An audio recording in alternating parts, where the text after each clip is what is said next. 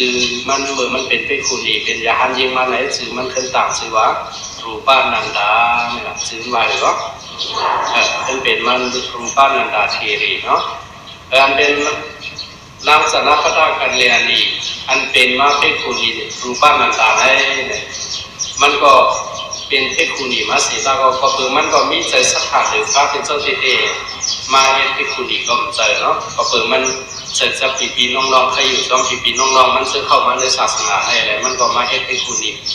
เวลามาอยู่ก็ถึงต่างๆตั้มคำกับทบพระเป็นเจ้าคำกับถ่อมตระที่พระเป็นเจ้าหนูนะก็คือมันหันถึงว่ามันบ่นว่าพระเป็นเจ้าในใกล้พ่อเนี่ยลองสัพพะอันนิจจตุขาตาสีใกล้เชี่ยซ้อม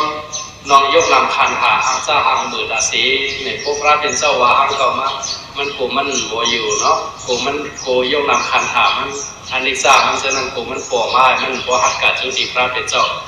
พระเป็นเจ้าสมภตระลองว่าดูแปดขันหาให้เป็นเฉพาะอนิจจทุกขังอนัตตาธรรมะนำขึ้นเวทนาขันหาก็เป็นเฉพาะอนิจจทุกขังอนัตตาสัญญาขันหาก็เป็นเฉพาะอนิจจทุกขังอนัตตาสังขารขันหาก็เป็นเฉพาะอนิจจทุกขังอนัตตาวิญญาณขันหาก็เป็นเฉพาะอนิจจทุกขังในขันหาห้าปายกหลักสองปาจะไหนเป็นดีอิ่มมือจ้านดีหั่งดีเวลายเนี่ยพระเป็นเจ้าอ้อจังนั้นเลยมันพอห้ามใจลองมันพระเป็นเจ้าอ้อฉะนั้นก็เปิดมันเส้นทางผังพักลองตั้งทางดีขึ้นมาเห็นหนังสือเลยมันอยู่ที่จ้องเพชรคูนีเขาก็เลยเมื่อไรก็ช้ำใกล้ๆเลยเย็นเปิดมาใครหนีลองตราพระเป็นเจ้าเข้มนะบางเจ้าก็เส้นทางผังตั้งทางดีพระเป็นเจ้าก็ช้ำมาใครหนีว่าพระเป็นเจ้าในสับปายดีนะดีดูดีด้วยนะเจ้าเจ๊กเสียงคำตราพระเป็นเจ้าก็ต้องมาเสียงหวานนะเสียงเข้มนะเจ้านอนเกียนทำตราพระเป็นเจ้าก็ต้องมาตราเข้มนะหวานนะเขาก็อ่อนกันมาย่องโยนลองพระเป็นเจ้าตะกาเชื่อมาทำตราปอกมือกาก็ขึ้นมาใครมาหนีกันปุบลองพระเป็นเจ้าย่องโยพระเป็นเจ้าติ๊กกำเดินมามันก็จังหวะคนย่องโยพระเป็นเจ้าเป็นต่างในเขาการทบการทำตราพระเป็นเจ้าสีปอกมันไปถูกโยเนี่ยปอกได้เขาเด็กคัดใจการทำด้วยก่อนมันมาเขาเด็กคัดใจการทำด้วยตราพระเป็นเจ้าการทบพระเป็นเจ้าก่อนเปียกสมาพระเป็นเจ้าโอตราเสียชอมหล่อตั้งหางดีก็มากก็มันเต็มเป้ว่าในการอื่นก็อยู่เนี่ยนะมันพูดไรใจมันในจังหวะมันขึ้นเทียบได้ว่าเด็กการทบพระเป็นเจ้าเด็กการทำตราที่พระเป็นเจ้าก่อนในเมื่อไรเนี่ยมันขึ้นหลักเนี่ยเจอเป็นคุณนี่เจอเขาอยู่ซ้อมกันนะเพราะว่าเด็กการทำตราตั้งคำมาในห้องเอาฮิตหน้าเนี่ยเจอเป็นคุณนี่เขาอย่าหันยิ้มเขาเจอนั่นก็อ้ามก่อนเนาะกูบอกรูปปั้นนันดาในย่ำมีกรรมจะเคยกัดถ่อมตราที่พระเป็นเจ้าสีบอกมันเคยกัดทบพระเป็นเจ้าสีบอกในสมัยเคยกัดถ่อมกัดทบในเป็นอันหลักหลายที่เฮ็ดถือก็มือในพระเป็นเจ้าเอาสีออตราอันหลักอันได้ในฝ่ายก็อ่อนสนใจอยู่นะก็การมันเทียบตัดวันเดียวกันถ่อมตราพระเป็นเจ้าวันในเสตาก็สมาธิพันพระเป็นเจ้าหันมันว่าโกพระเป็นเจ้าหันมันเนี่ยสัมติการนั่งดังหลังเปิดดีจอกดีเจงนะนางไผ่นางเพชรคุณดีเขาเช่นนั้นเพราะว่าเข้ากันได้ทำมาอยู่ว่าเนี่ยก็อันเป็นบริษัทยาหันใจเขายาหันเจอเพชรคู่เขานางตั้งดามันสำคัญเพชรคุณดียาหันยิงเขานางตั้งหลังมันเที่ยงเพราะยาประสงค์ขึ้นมีบริษัทคนเฮินตะกายิงใจเขาเนาะมันก็ขึ้นกันอยู่ไผ่นางกันนางไผ่นางเพชรคุณดีเขาเนี่ยเปิดด้วยพระเป็นเจ้าเปิดถ่อมตราพระเป็นเจ้าเปิดกับวันนั้นพระเป็นเจ้าก็มุ่งด้วยเลยมือคนในรอการในวันนั้นก็สัมผัสลองว่าวันไหนรูปนันตาตีมาถ่อมตรามาทบพระเป็นเจ้ายาวตีไล่ตรายาวในอายุอันนี้ก็โผล่มาเรื่องเนี่ยพระเป็นเจ้าเนาะพระเป็นเจ้าก็เคยสวดเคยฮ้อเนี่ยมันเปิดถึงข้าวยามปารามีมันติดโทษนั่นเองพระเป็นเจ้าก็ผู้วายาลองว่ารูปนันตาเนี่ยมันมีหมาหน้าอ่างขางนี่ก็พระเป็นเจ้าผู้ไว้เนาะมีหมาหน้าตั้งหางดีมันฮับลองหางดีเจ็ดลองหางดีเนี่ยพระเป็นเจ้าก็ผู้เนาะยกรูปนันตาอันเป็นสนับปะทะกันในอดีตนี่ก็มันเจอฟังก็เป็นน้องสาวพระเป็นเจ้าเองเนาะเป็นลูกเมนาก็ตมีเองก็แต่จังว่าพระเป็นเจ้าว่ามันได้ไล่สวดข้อนี้ตรารูปนันตาเทรีไล่ตรายาวเนี่ยพระเป็นเจ้าเขาสำคัญด้วยตีเอาล็อกไล่ตราเมียวเลยสิให้มันพบของใจตราพระเป็นเจ้าเขาเลยด้วยอันเอกศาสยะกลางใจคนผู้กูก็เลยก็นั่นเลย ให้มันก็กึ่งงามเมียนกันทั้งพวกผู้อันที่ไล่ตรางเนี่ยพระเป็นเจ้าเขาก็ไล่เจอล็อกไล่กลุ่มโยมโยสีสวดผีสวดโกนเนาะจังหวะล็อกไล่ตรางล็อกไล่กรรมฐานสติปัฏฐานปริจจาสมุปบาทเสจาจะในมันจังว่ามีมาตรางหลายๆโยเนาะก็เปิดพระเป็นเจ้าเขายังจูพวกผู้ก็เลยก็นั่นสิให้พบกว่างใจตรานั้นเอาล็อกไล่ปริเยกลุ่มโยมโยสีข้อตรานั้นเห็นนั่นสิพระเป็นเจ้าว่า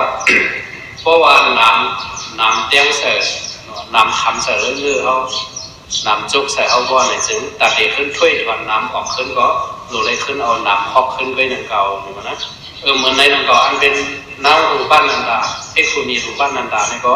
มันเจ็กลองตั้งหางดีเนี่ยก็หลุดเอาลองตั้งหางดีช็อตมันไปหนึ่งเก่าเนี่ยพระเป็นเจ้าผู้หันไปจึงนั่นเสียเนี่ยมือเขาเข้ามาเลยทำมาหยกตีมาถ่อมตระนั่นพระเป็นเจ้าขึ้นเอาหยันเอาฟงตะคูพระเป็นเจ้าผ่านช้างไว้นางสาวหางลีทีอ่อนก้อนหนึ่งนำอยู่เอ็มพระเป็นเจ้าวีเนาะเอาตั้งวีหางนกยุงวีพระเป็นเจ้าอยู่เนาะหางลีว่าหางลีเนาะเป็นนางสาวอ่อนอายุ16เห็นนั่นสิอันเป็น รูปนันดานั่นก็เข้ามาสิมาคู่ใบพระเป็นเจ้ามันก็ด้วยหางผางพระเป็นเจ้าก็เป็นอันจึงใส่ปางดีหน้าตาเหมือนหนังเลือนบนโดยพระเป็นเจ้ายาวสีก็ไม่ซ้ำขึ้นหันนางสาวก็หนึ่งอยู่ที่พระเป็นเจ้าวิพระเป็นเจ้าอายุ16นางสาวนั้นก็ซ้ำทางดีละมันหมักตามันได้ก่อเขียวที่นั่นที่นี่นะแต่ด้วยนางสาวนั้นด้วยขวัญโหมันก็ดีดูดีด้วยหน้าผากมันก็ดีดูดีด้วยผู้นางมันดีดูดีด้วยตัวจริงเป็นอันทางดีเข้มแดงมดนี่ด้วยทางดีมันก็ขึ้นด้วยหางจ้าเอากันเนาะมันขึ้นวนว่าเหมือนหนังขึ้นด้วยตัวเจ้าเก่าในเหมือนหนังการลำกัดนี้แล้วเกี่ยหางสาเนาะเหมือนหนังการลำกัดแตกโลหางสามันแตกแล้วก็ไม่เจอมันในกับนี้ดีอันเป็นนางสาวอันนี้พระเป็นเจ้าเนี่ยก็การพระเป็นเจ้าผ่านสาวไว้หางนางสาวนี่ก็คนต่างเจอเนี่ยมันหันเนาะมีพระเป็นเจ้าตั้งใจให้มันหันได้ให้นางรูปปั้นนันดาเป็นคนนี้รูปปั้นนันดาเนี่ยมันเนี่ยต้องพระเป็นเจ้าไว้หันกำในมือมันจะเข้าใจเข้าข้อดีลองตั้งทางดีนั่นเองพระเป็นเจ้าขึ้นเอาคุ้งตะคูมันเจ้าขึ้นถ้าหันเป็นนางสาวอายุ16นั่นขึ้นหันกี่เท่ามาแทงอายุมีมาเช้าหนึ่งเผื่ออายุมีมาเช้าหนึ่งก็อันเป็นรูปปั้นนันดาก็ขึ้นยากด้วยโอ้หางขาวมันเด็กลายเมาเนี่ยเด็กลายเมาสัมเพเทถ้ามีมาอายุหมอก40สัมเพเหมือนหนังเมียเกิดลูกนั่นมาก็ไม่หางขาวมันก็ยอมมาแทงมันก็ด้วยอยากด้วยที่หางขาวมันที่ลองเด็กลายเนี่ยมันหันมาเลยตามันที่ดีนะพอยาวก็ในพระเป็นเจ้าสักขึ้นเอาพุ่งตะคุยถ้าทางนางสาวนั้นขึ้นเป็นมากเหมือนหนังอายุ60-70เป็นยาเท่ามาลอยๆก็ไม่นะเป็นเท่ามาว่าโอ้เหมือนเมืองตั้งในเด็กลายมาแทงที่ดีก็กำในสัมเพทางก้นเท่าโหหอกมากก็ไม่นะก่อนโหก็หอกมากกำในเขี้ยวก็มั่งมาเนื้อหูหนังยานมากำในขึ้นหนังความมาสำคัญในชักควันเท่ากันทั้งนั้นเนี่ยเป็นทางผ่านก้นเท่ากันกำในลองว่ามันผู้หันสะพอตราลองเป็นน้องดูมาอีเราเนี่ยพระเป็นเจ้าของหัวนะมันมือเจ้าเนี่ยมันสนใจตั้งหางดีก็มันขึ้นหูมาลองว่ามีสะพอติดเท่าเนาะพดเท่ามาเนี่ยก็ไม่บางกำก็ซ้ำเปี้ยตัวเปี้ยคิงเนี่ยทำขึ้นปิ้นลมกับบอมบี้กำไรซ้ำขึ้นพระเป็นเจ้าขึ้นเอาพงตะโพขึ้นดีมันเที่ยงลองขึ้นหางผางคนเป็นตั้งเป็นเพราะว่าเท่ามากำไรโยกาตั้งเป็นจับตัวจับคิงมาจิต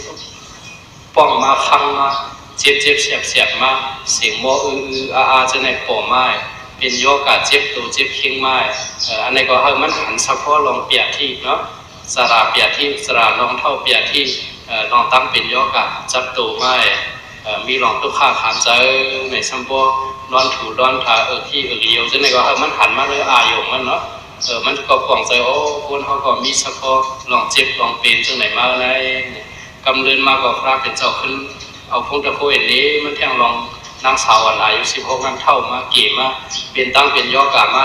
สัมพันธ์สิ้นกับชนมวลกับที่นั้นกำเดียวเนาะลมร้อนรับเป็น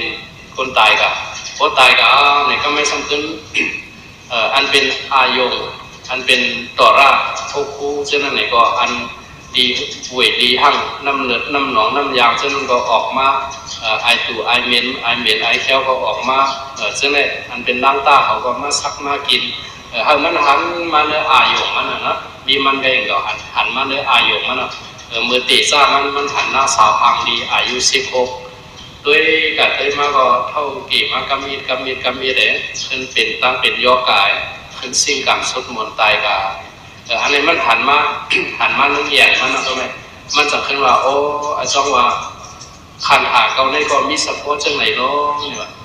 อาจารย์ว่าเกาอันเกาว่าเกาหางดีอันนี้ก็วันหนึ่งเกาตื่นเต้นเท่าเหมือนไรอยู่เนาะตีเป็นตั้งเป็นย่อกาซึ่งไหนอยู่เนาะตีได้ตายซึ่งไหนอยู่เนาะมันขึ้นเอาตราเฉพาะอันนี้จาเนี่ยใส่ใจมันพอใส่ใจซึ่งนั้นก็พระเป็นเจ้าก็หัวมันหัวเฉพาะเป็นรูมายาจ่องมันตีผู้ตราอะไรหักมันในพระเป็นเจ้าซ้ำขึ้นด้วยตีได้ขึ้นจอยปันแห้งมันจอยให้มันป่องใจตราแห้งนั้นพระเป็นเจ้าสังขึ้นเอาตราคาถาพ่อหนีปันมันแห้งเนาะอาตุรังอาตุสิงภูติงปฏินันตาสมุทัยันเปกรันตังปาลานังอภิปฏิตังยะถาเอตังตถาเอตังยะถาเอตังตถาเอตังธาตุโตทรงยะโตปัสสะมาโลกันพุนารากามี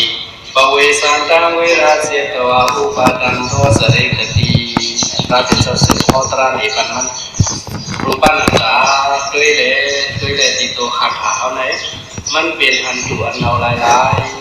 เป็นตั้งเป็นโยกาเป็นอันเจ็บอันเสียบลายอันมีอันจึงสายสัง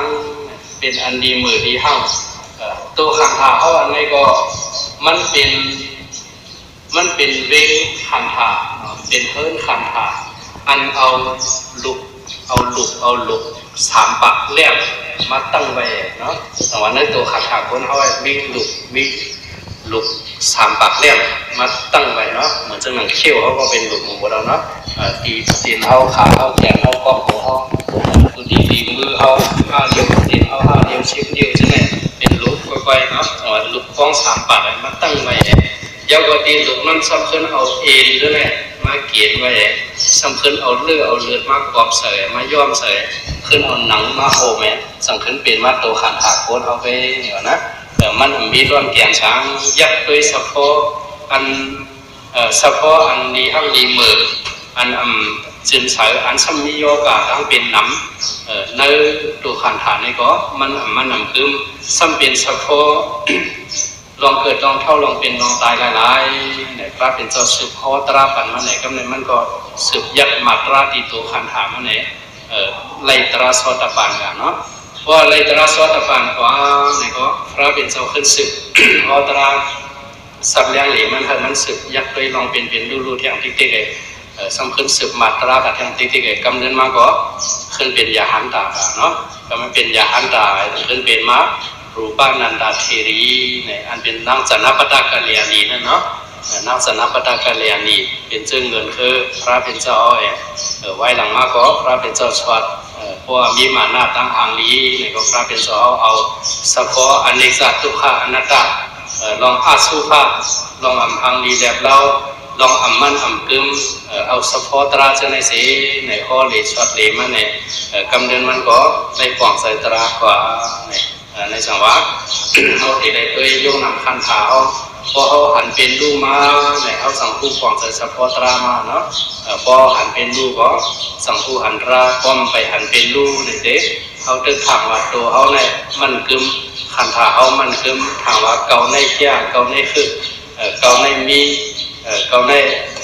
แก่นแข็งยังกึมในเสื้อไหนเขามีใจมาหน้าหรือตัวเขาเช่นนั้นเนาะยังก็ใจตันหนาอันเขาทับเนื้อตัวเขาอันไว้เพราะว่านี่การที่คันฐานเนาะลองอันเขาหักเนื้อตัวเขาจะในก่อมันแห้งน่ะตันหนาอันนั้นในก่อเพราะว่าเขากวางจะเฉพาะตราเป็นรูมาในก่อมันเด็กคงหายกว่าจอมลอยเนาะหมายถึงว่าเต็มที่ลองอันพิษว่าตัวคันฐานไหนมันคือเป็นน้องสุขากระเดียนเป็นเกาเป็นของเกาในเจ้าในก่อมันเด็กขึ้นยุบยอมไปเพราะว่าเงียนตราเขาเกตคนยังมาในกอบที่เดซ่าเองไปห้าปักเช่นนั้นมันเด็กขึ้นขัดยศมดสิ่งไงจะเลยพบยาอันเป็นมักราโคตราเล็กปันถัดกระเทียในสันติสุขะลองกระเทียนเล็กปันนั้นเขาจะเลยพบยาในสวะพอหันเป็นรูก็ใจ จังเตพูตราเดี๋ยวนะก่อนในเขาโหลเลยยักด้วยสะพอยกนำคันถาเป็นรู้เนี่ยอันเขาหันลองเกิดลองเท่าลองเป็นลองตายเจ้าในเด็กมันเป็นธรรมดามันเป็นอันเป็นรู้อันถักแจ้งเลยเนาะลองคนตายก็เขาย่ำหันลองคนเท่าก็เขาย่ำหันลองคนเป็นก็เขาย่ำหันอันในเจ้าในมันเป็นอัตถมรณะอันสันตติมรณะเวทนามาปอกโผมาหรือดันขึ้นหายกว่าเจ้านั้นเลยว่าในเป็นสันตติมรณะอันเอาเหตุการณ์ราวิปัสสนาในซ้ำเขาโหลเลยขึ้นยักด้วยอันเป็นคณิกามรณะอันเขาตายอยู่ภูเขาย้ำเดียกลายอยู่ภูเขาย้ำมาพอเขาตั้งผู้ว่าจ้องว่ามันเดียกลายก็เพราะว่ามันเป็นไฟน่ะเนาะเจ้านั้นเอาจับเต็นไฟอันไม่อยู่เจ้านั้นมันลูกย่อยสืบมาลูกย่อยสืบที่ไฟอันไม่เอาแบบมันพ่นกับไฟไม่พ่นกับอันขึ้นสืบมานั่นน่ะมันเป็นสายสืบมันขาดเลยเขาถามว่ามันเป็นอันเดียวกันที่มันจะอันเดียวกันเนาะมันน้ำไหลก็เห็นนะก็เป็นน้ำไหลกับที่น้ำมันไหลพ่นกันมันจะน้ำมันมาร่างมันจะอันเดียวกันก้อยกับสายมันขาดมันจับกันแห้งเลยเขาถามว่ามันเป็นอันเดียวกันอยู่ที่นั่นแต่ยกนำคานถาก็มันเหมือนซึ่งอย่างนั้นเพราะเอาหันสะโพกเป็นดูเนี่ยเขาถามว่ามันเป็นอันเดียวกันยกนำคานถามมือว่านถามว่าเหมือนกันทั้งมือในที่มันเหมือนเนาะจะวางมือว่าไปเนื้อสู่ฟังเขานั่งอยู่มือเดียวนี่ก็ตั้งอันมือใกล้ชิปมันเนี่ยตั้งมือเดียวชิปมันเนี่ยก็มันพ่อมันเจออันเดียวกันแล้วเนาะมันปิ่นเปลี่ยนแดดลายจะว่าเขาหลุดอะไรเอาเงียนระวิปัสสนายักด้วยหันอันเป็นรู้ในตัวขันเท้าที่เอาจิ๊บโอต่อไปกินไหนมันเป็นเฉพาะเป็นรู้อยู่ทั้งวันยาวเนี่ยเอาหลุดอะไรคัดเจอหันเฉพาะตราเป็นรู้ให้คู่จดเจ๊หอบเนาะเขาเงียนแจ้งมาพอเงียนเขาแจ้งมาเขาปลอกใจมาลองเป็นรู้ในเขาหูหันเฉพาะลองตุกขาเสียจ่าเนาะลองว่าตุกขันถาเขาไหนมันเป็นลองตุกขาไปเป็นลองรู้ไปใจจับใจจ้อยอันเป็นสมุทัยเสียจ่าอันไหนก็เขาจังตีแทบขาดเป็นอะไรเงาหักลองตุกขาเงาหักลองตุกขาเนี่ยก็เป็นลองเจอธนามานาติที่เอาเนาะอันเจอเอาวิจาอันเขาผู้ปองใจสปอตระอันสภาวะอันเป็นเตมิเตชนะเนี่ยก็มันเฮ็ดให้สามสระเขายาวเนาะอันเขาเป็นตัณหาภาวะตัณหาวิภาวะตัณหาอันเป็นตัณหาฉะนั้นเนี่ยกามตัณหาใจเขาเลยเคยจับจ้อยอายงกามกุงใจจับดีหรือเพราะว่าใจจับดีหรือเพราะว่าขาดหายฉะนั้นเนี่ยมันเป็นเอาไว้เป็นสมุทัยเสียจาในเขาที่ไรปองใจฉะนั้นเสียวจอมเส้นตังมักกะเสียจาอันเป็นเส้นทางมากำเปียดเดียวสมาธิที่สมาสังกัปปะให้รู้อันจือหันอันเจอให้มียถาภูได้เงียนผู้หันยกนำคันถาเป็นรู้ในข้อผู้ซึ่งนั้นจึงอันเป็นนิโรธาเสียจาที่ทุกข้าหมดวัดลองทุกข้าขันใจซึ่งนั้นอันติดปวกเป็นมานั่นในก็ในเมื่อเขาตื่นมียกนำคันถาในก็ทุกข้าฉะนั้นเขาที่เอามาเจ็บตัวเจ็บใจเขายาวเขาที่ปองใจสัพพอมาเนี่ยอันเป็นว่าตัวคันถาเขาสิ่งกรรมสุดโมในก็สังเกตว่ากิเลสเขาหมดยศสิ่งในก็ที่ไรเขาถึงนิพพานเพราะว่าอันเป็นกิเลสเขาไปหมดยศสิ่งในก็อันเขาหันยกนำคันถาเป็นรูอันเขาไปเทียบเลยกิเลสหมดเจ้าในเขาหันเป็นรูอยู่ในก็อันในมันติเป็นเชื่อพันหมักฝูนิพพานเขาก็จัดละปันเรือนก็ติเหตุเขาเจียวไหลตราเอาหุ่มยาพระเป็นเจ้ามาตั้งหน้าเจ้านั้นในก็เอาเด็กปองใส่ตารางง่ายๆเนาะเด็กเป็นชื่อพันปรามีเอากว่าในระหว่างให้ยอที่เอาเขากูก็กูก้นให้ไล่อ่อนกันคัดใส่เหตุการณ์ราวิปัสสนาให้ผู้หันสะพอยกนำคันถาเป็นรู้เสียแหละให้วัดถึงตีสัจจตราตีมาโผลนิพพานตีกัดเย็นขันไว้ห้างมันสักกรรมเลยตา